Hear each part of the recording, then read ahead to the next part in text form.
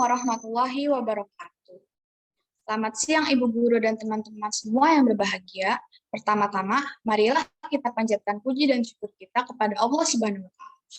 Karena dengan rahmat dan karunia, kita bisa bertemu dalam meeting presentasi SKI hari ini, walaupun harus secara daring. Shalawat serta salam selalu tercurah kepada Nabi Muhammad SAW. Kali ini, kami dari kelompok 5 akan mempresentasikan materi kami, yakni tentang sejarah Islam, peradaban Bani Umayyah di Damaskus. Bagaimana ya sejarahnya? Mari simak pembahasannya bersama kami. Sebelum itu, perkenalkan, nama saya Yulisia yang akan bertugas sebagai moderator yang akan membimbing jalannya diskusi. Anggota kelompok kami ada Salma, Reta dan Nida sebagai presenter, Nisrina sebagai notulen, dan Sinta sebagai editor. Diskusi kali ini dibagi 3 sesi, yakni sesi pembukaan, sesi penyampaian materi, dan sesi penutup.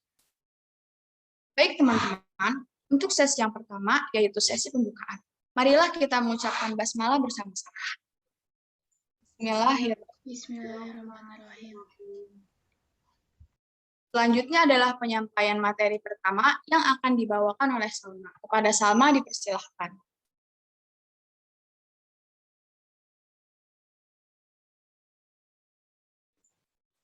Sejarah lahirnya Daulah Umayyah di Damaskus. Daulah Umayyah didirikan oleh Muawiyah bin Abi Sofyan pada tahun 41 Hijriah atau 661 Masehi. Tahun ini disebut dengan Am al-Jama'ah, karena pada tahun ini semua umat Islam sepakat atas kekhalifahan Muawiyah dengan gelar Amir al-Mu'aminin. Kekuasaan Bani Umayyah di Damaskus berlangsung selama 90 tahun atau 1 abad. Ibu kota negara dipindahkan Muawiyah dari Madinah ke Damaskus, tempat ia berkuasa sebagai gubernur sebelumnya. Seiring dengan itu, pendidikan pada periode dinasti Umayyah telah ada beberapa lembaga seperti kutab, masjid, dan majelis sastra, sehingga lahirnya beberapa pakar ilmuwan dalam berbagai bidang tertentu.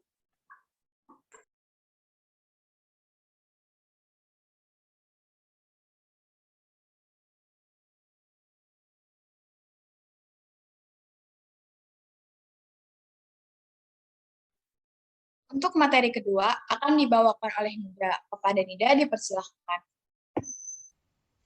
Para Khalifah Daulah Umayyah. Kekuasaan Daulah Umayyah berlangsung selama kurang lebih 90 tahun. Selama kurun waktu itu, Daulah Umayyah dipimpin oleh 14 orang khalifah. Tidak semua khalifah cakap dan sukses menjadi seorang pemimpin. Di antara khalifah yang dianggap sukses dan membawa kepada kemajuan Daulah Umayyah di Damaskus adalah yang pertama Muawiyah bin Abu Sufyan pada tahun 41 sampai 61 Hijriah atau 661 sampai dengan 680 Masehi. Muawiyah bin Abu Sufyan lahir pada 15 tahun sebelum Hijriah. Nama aslinya adalah Muawiyah bin Abu Sufyan bin Harb bin Umayyah. Muawiyah menjabat sebagai khalifah Daulah Umayyah selama kurang lebih 20 tahun. Beberapa kebijakan Muawiyah bin Abu Sufyan: memindahkan ibu kota kekhalifahan Daulah Umayyah dari Madinah ke Damaskus, Suriah, membangun administrasi pemerintahan dan menetapkan aturan jawatan pos, mengatur urusan tentara dengan mengacu kepada aturan tentara Bizantium, menciptakan sistem pemilihan khalifah dengan cara monarki hereditas, mengubah fungsi Baitul Mal yang awalnya berfungsi sebagai harta kekayaan rakyat, kemudian diubah menjadi harta kekayaan keluarga raja, membentuk Diwanul Hijabah, Diwanul Barid, dan Diwanul Kharaj. Yang kedua, Marwan bin Hakam pada tahun 64 sampai 65 Hijriah atau 683 sampai 685 Masehi. Berikut ini kebijakan Marwan bin Hakam. Yang pertama, meredam gerakan-gerakan di berbagai wilayah yang menghambat stabilitas pemerintahannya, di antaranya gerakan Abdullah bin Zubair di Hijaz, gerakan Mus'ah bin Zubair di Palestina, gerakan-gerakan di Syam yang hendak mengangkat Khalid bin Yazid sebagai khalifah. Kedua, mengangkat putranya Abdul Aziz sebagai gubernur di Syam. Ketiga, mengembalikan kedudukan orang-orang suku Jazirah Arab ke dalam kekuasaannya. Dan yang terakhir, mengalahkan gerakan Khawarij dan Syiah. Yang ketiga, Abdul Malik bin Marwah pada tahun 65 sampai 86 Hijriah atau 685 sampai 705 Masehi. Abdul Malik mulai menjadi khalifah pada tahun 65 Hijriah di Syam dan Mesir. Ia berkuasa dalam rentang waktu 21 tahun. Di antara beberapa kebijakan Abdul Malik bin Marwan. A. Mencetak uang dinar menggantikan uang Bizantium dan Sasania. B. Melakukan Arabisasi arsip-arsip dan catatan administrasi negara dari bahasa Persia dari Yunani ke dalam bahasa Arab.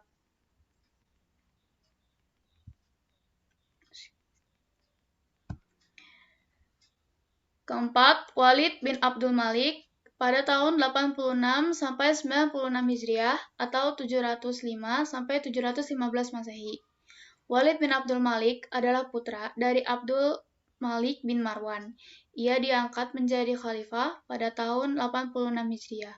Pada masanya banyak melakukan ekspansi ke beberapa wilayah yang sekaligus menjadi kebijakan dan strateginya dalam memimpin di antaranya.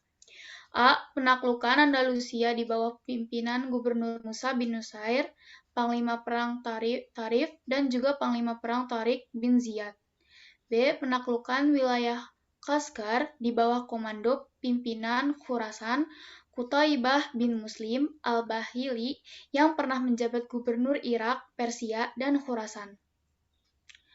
Penaklukan negeri Sind di bawah komando Muhammad bin Qasimas Saqif.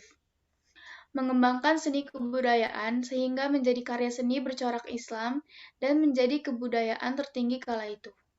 Lalu membangun rumah sakit, panti jompo, panti asuhan, dan gedung pemerintahan, serta mendirikan madrasah-madrasah.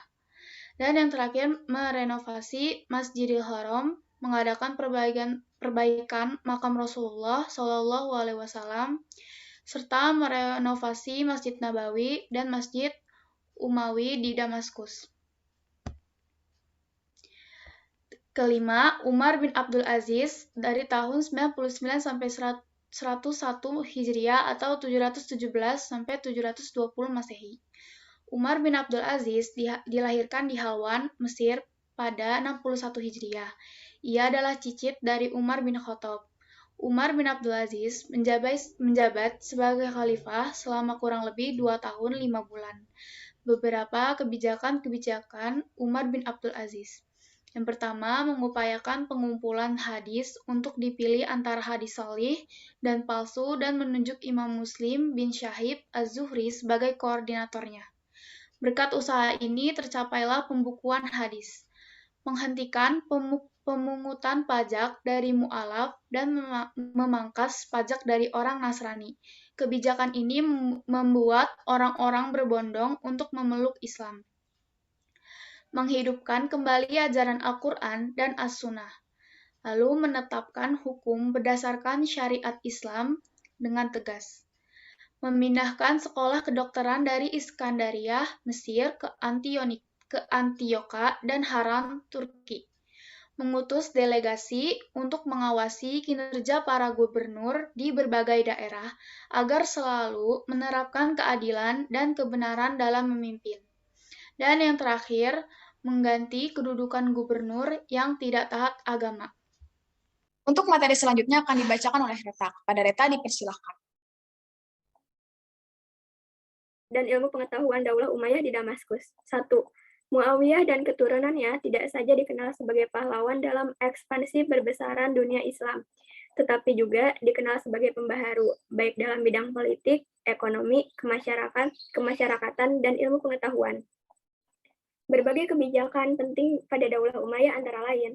Pertama, penduduk-penduduk di luar Jazirah Arab sangat memerlukan berbagai penjelasan. Yang kedua, menetapkan bahasa Arab sebagai bahasa umat. Dan yang ketiga, mengangkat keturunan orang-orang Arab sebagai pemimpin di seluruh wilayah yang berhasil mereka taklukkan.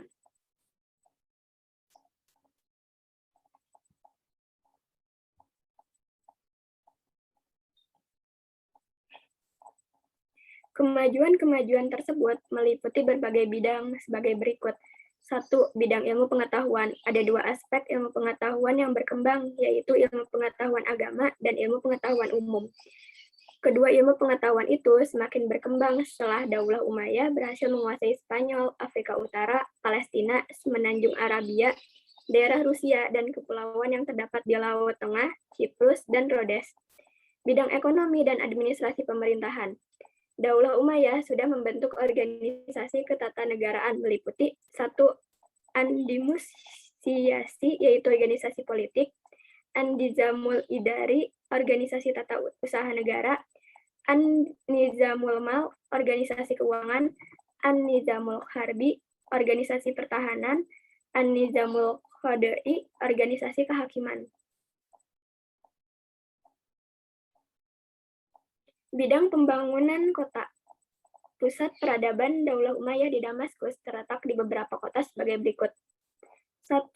Kota Damaskus. Damaskus menjadi pusat pemerintahan Islam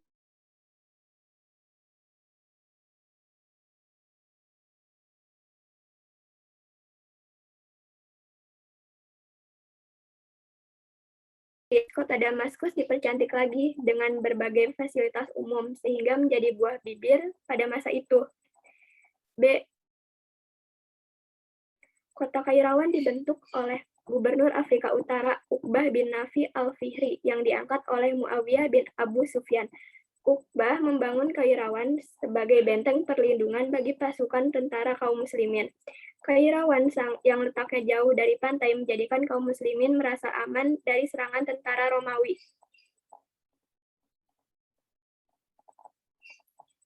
Bidang pendidikan.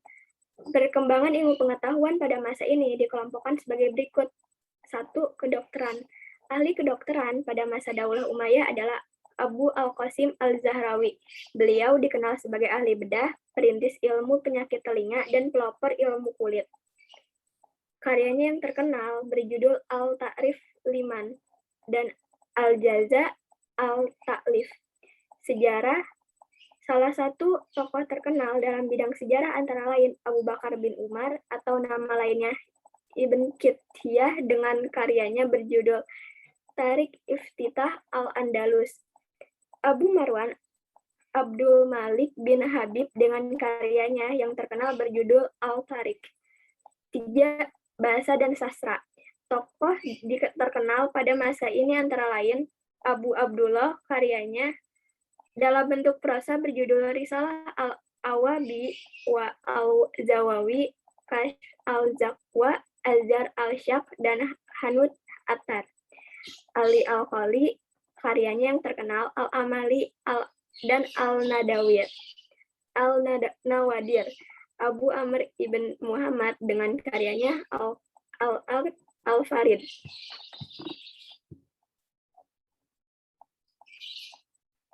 D. Kimia. Ahli kimia yang terkenal pada masa ini adalah Abu Al-Qasim Abbas ibn Famas. Beliau mengembangkan ilmu kimia murni dan kimia terapan. Ilmu nakli.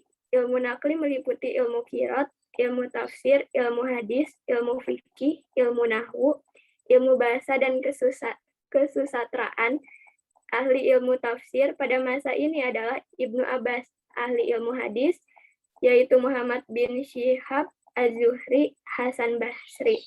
Sementara itu, ahli nahwu yang pertama adalah Abu Aswad Ad-Duali. Beliau belajar kepada Ali bin Abi Thalib, sehingga beberapa sejarah mengatakan bahwa bapak ilmu nahwu adalah Ali bin Abi Thalib. Pada masa periode Umayyah melahirkan sejumlah mujtahid dan muncul 2 tokoh imam. Mujtahid yaitu Imam Abu Hanifah di Kufah dan Imam Malik di Madinah. Bidang arsitektur. Salah satu kemajuan arsitektur yang dicapai pada masa Daulah Umayyah adalah berdirinya Umawi di Damaskus dan Masjid Baitul Maqdis di Yerusalem, atau terkenal dengan Kubah Sakha yang didirikan pada masa pemerintahan Khalifah Abdul Malik bin Marwan. Di samping itu, ada beberapa peninggalan arsitektur menunjukkan ketinggian peradaban pada masa itu. Misalnya, Masjid Agung di Kufah, Masjid Batu Karang, Istana Al-Jaferia di Saragossa, dan lain-lain. Bidang militer. Pada masa ini, kemajuan militer bangsa Arab telah mencapai kemajuan signifikan. Mereka mempelajari berbagai ilmu kemiliteran dari banyaknya ekspedisi militer yang mereka lakukan dengan metode militer Romawi. Muawiyah melakukan perubahan besar dan menonjol di dalam pemerintahannya dengan mengandalkan angkatan darat yang kuat dan efisien. Untuk materi yang terakhir akan dibacakan oleh Salma. Pada Salma dipersilahkan. Kemunduran Daulah Umayyah di Damaskus. Faktor yang mengantar Daulah Umayyah pada kehancuran antara lain, 1. Ketidakpuasan pemeluk Islam non-Arab atau sering disebut dengan Mawali. Kaum Mawali pada masa Daulah Umayyah merasa dimarginalkan dengan tidak mendapatkan hak yang sama dalam hal tunjangan dan beberapa hak lain yang tidak dikabulkan oleh pemerintah Daulah Umayyah. 2.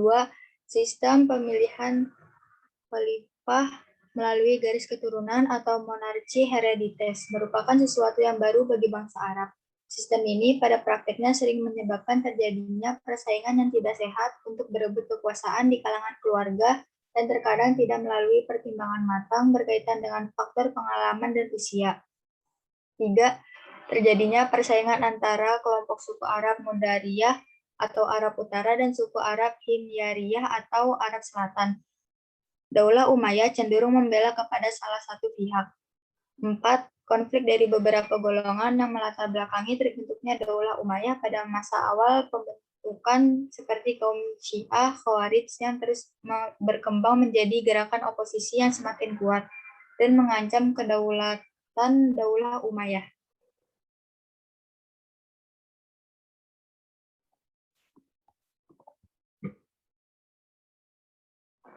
Baiklah, kita sudah mendengarkan pembahasan materinya. Untuk selanjutnya adalah sesi penutup. Sebelum itu, Nisrina akan menyampaikan kesimpulan dari presentasi ini. Kepada Nisrina dipersilahkan. Baik, di sini saya akan menyampaikan kesimpulan. Kesimpulannya yaitu, Daulah Umayyah didirikan oleh Muawiyah bin Abi Sufyan pada tahun 41 Hijriah atau 661 Masehi dan berlangsung selama kurang lebih 90 tahun. Selama kurun waktu itu, Daulah Umayyah dipimpin oleh 14 orang khalifah. Muawiyah dan keturunannya dikenal sebagai pembaharu, baik dalam bidang politik ekonomi, kemasyarakatan, dan ilmu pengetahuan. Kemajuan-kemajuan tersebut meliputi berbagai bidang yaitu, yang pertama bidang ilmu pengetahuan, yang kedua bidang ekonomi dan administrasi pemerintahan, yang ketiga bidang pembangunan kota, yang keempat bidang pendidikan, yang kelima bidang arsitektur, dan yang keenam bidang militer. Faktor yang menyebabkan kemunduran Daulah Umayyah adalah yang pertama, perang saudara antara sesama anggota Bani Umayyah. Yang kedua, pertentangan antara kelompok Qais atau orang Arab Utara dan kelompok Yaman, orang Arab Selatan. Yang ketiga, diskriminasi kaum Mawali. Yang keempat, diskriminasi kaum Syiah. Yang kelima, adanya pemberontakan oleh Bani Abbasiyah. Sekian dari saya. Oke teman-teman, demikian tadi presentasi materi kelompok kami. Sebagai penutup, mari kita ucapkan hamdalah bersama-sama.